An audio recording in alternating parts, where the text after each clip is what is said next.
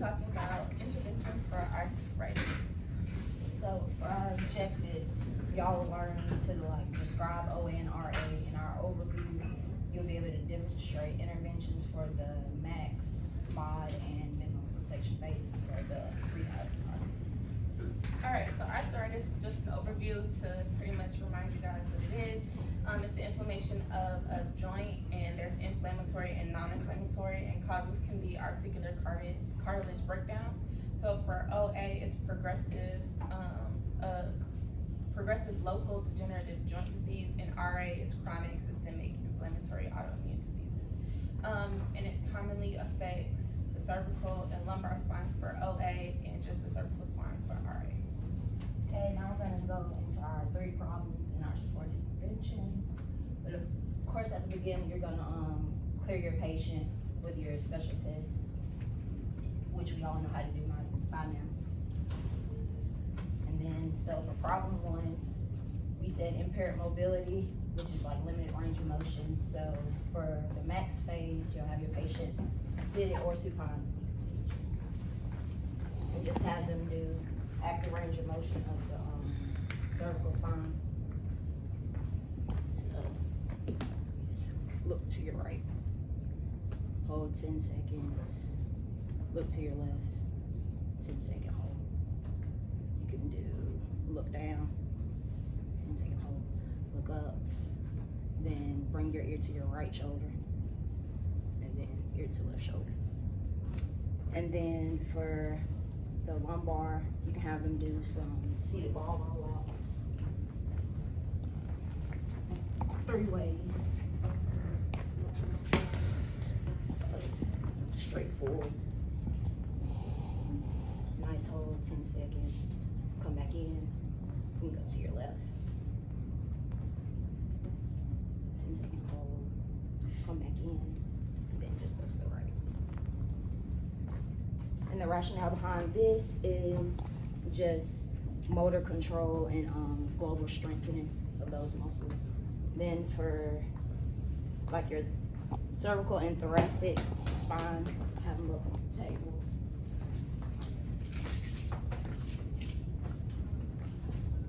And then in the book it said like with a towel, it's like less intensive of a stretch on that thoracic spine, and we didn't really have a foam roller, so this will be our like fake foam roller.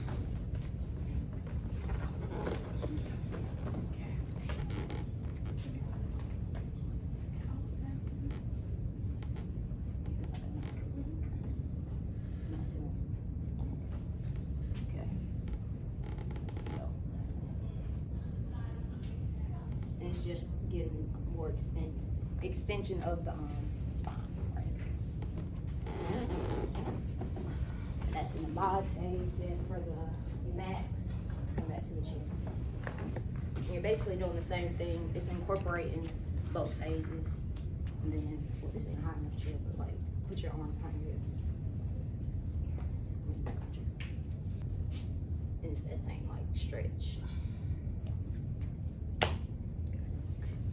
And then for those rationale, it's just increasing the flexibility of the anterior thorax, and then reducing stiffness, and like I said, builds on the prior phases.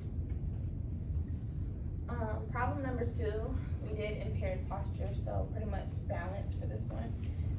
The first intervention that we can do is standing on one leg with leg support. So for this one, I'm just gonna have you stand. Working on balance. Your face to tip.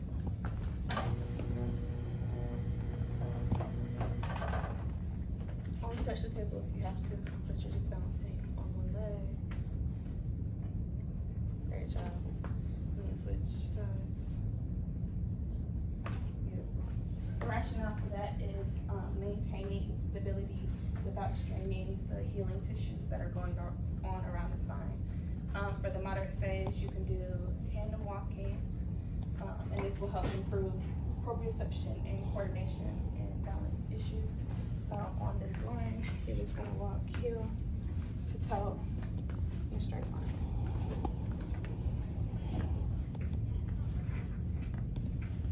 Great job. And then the last one, single leg balance with cone taps. So pretty much.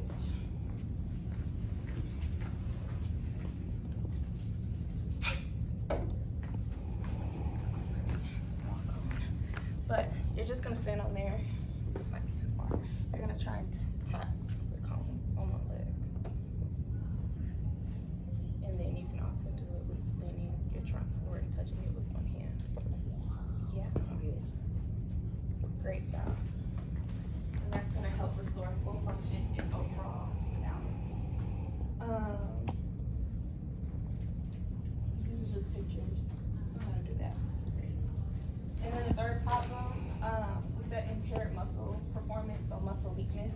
I decided to focus on the core because arthritis is not something that we can treat. It's like a anatomy problem.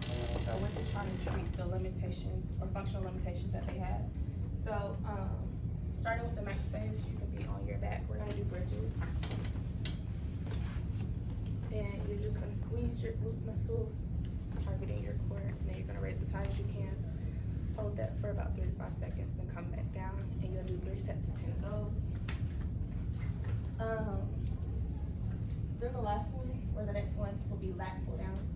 Don't really have that in here, but in theory, it will be a band wrapped around the top of a door or something, and they're just going to hold, pull down, engage their core, keeping their back straight, and tightening or squeezing their scapular muscles together. And then the last one would be the bird dog exercise. So she's gonna be on all fours. To start off with, she can just do a regular one, so you're alternating. Beautiful. And to ensure that she's not causing any extra strain on her back and doing the motion the way that I would like it to be, you could add the body blade and then do that, and she should be able to balance it on her back. Great job. And this will also restore muscle function and reduce the risk of injury. So with the bridges, you can start with the standard and then progress that with having the feet on top of the ball, lat pull downs, and this is the bird dog. It's just summarizing everything that we just talked about. So with OA and RA, they're the most common types, and then the definitions of those. Then with the flexibility training, which we started with in the beginning, it's basically important to enhance range of motion. For the balance training, it's important for lower limb involvement. So for the impaired coordination, the protective reflexes, and your proprioception.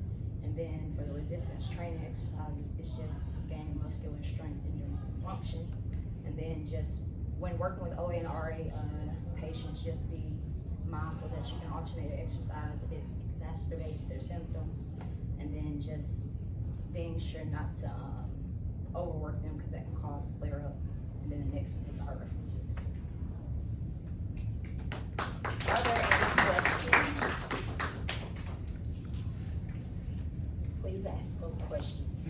Right? Alright, so if that bird dog's too much for her, how would you like to progress it? If she can't do opposite arms, I could do dead bugs, so just pretty much the same thing, we're just flipping it around. So she'll be supine, and then ensuring that her lower back stays on the table. Or just Opposite leg, opposite arm. So bring both of these up. Bring both your arms straight up. More like this. And then you're gonna drop. Great. And then switch. Just like that. And another modification to that too. So you can have the person actually be in the bird dog position. can't you just do like the arm first, or you on the leg versus they doing it? Yeah, you can do it like that, or you can have the person just enough to recruit the motif of that muscle. Just go ahead and extend your leg. So don't extend it as far. So extend a little bit more to about right there and back down. So you can start them off just in quadruped and just enough to recruit the motif of that muscle, have them to keep their leg back. And that's a digression for that. as well.